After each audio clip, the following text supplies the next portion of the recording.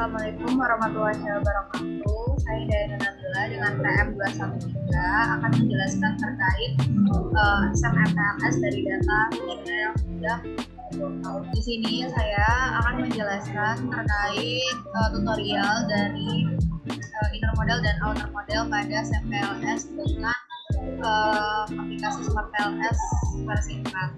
Di sini yang pertama kita ketik project dan berikan nama dari foldernya. Lalu kita import data file menggunakan data yang sudah di-import dari Excel ke JSON.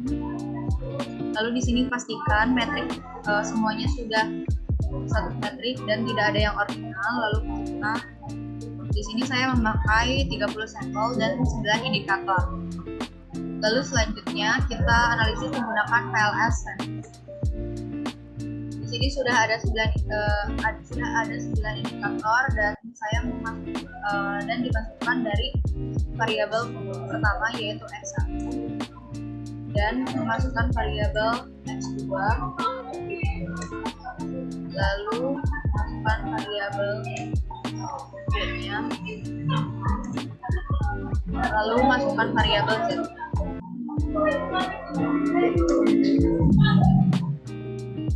Setelah itu saya arahkan indikator ini supaya memperjelas jalur dari hubungan antara variabel.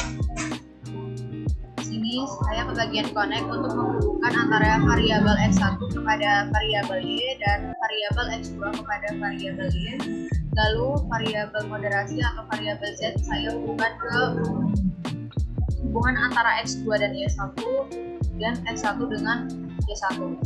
Setelah terbuat dari outer modelnya, lalu kita calculate untuk melihat analisis dari outer modelnya. Kita ke bagian SMPLS yang algorithm,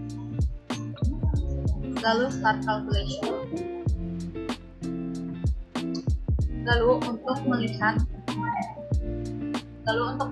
dari analisis outer modelnya, yang pertama kita melihat untuk valid atau tidaknya dari indikator ke bagian final result. Di sini sudah ada cat coefficient-nya. Kita lihat untuk outer loading-nya.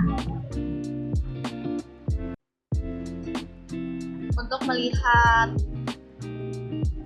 final result outer loading-nya, di sini sudah tertera nominal dan juga berwarna hijau, di mana jika berwarna hijau dan lebih dari 0,7 maka dinyatakan valid dari indikatornya. Lalu untuk melihat dari quality kriterianya, kita klik construct reliability dan validity.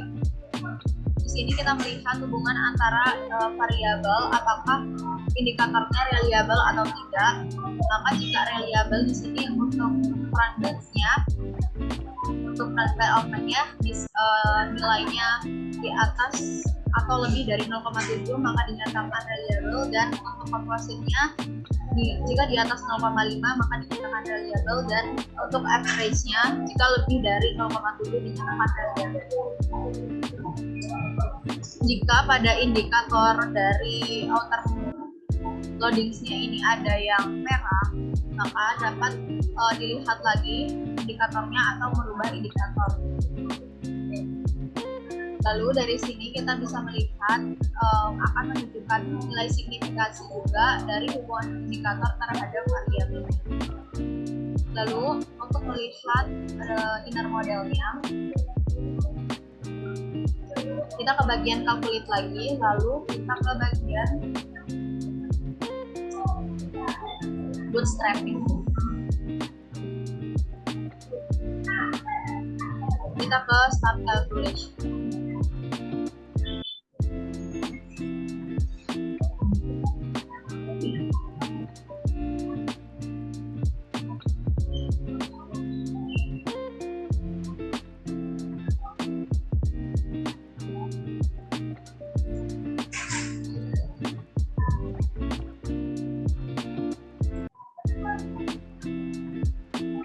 Setelah keluar, kita dapat melihat dari fat coefficient-nya nilai koefisien jalur digunakan untuk memprediksi pergerakan variabel jika nilainya positif atau p-value-nya ini positif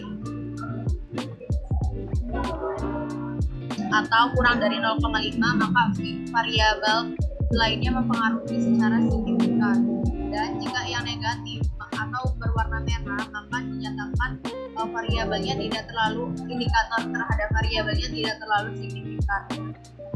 Lalu kita lihat di bagian R-square-nya. Sini sudah ada R-square dan juga ada R-square X.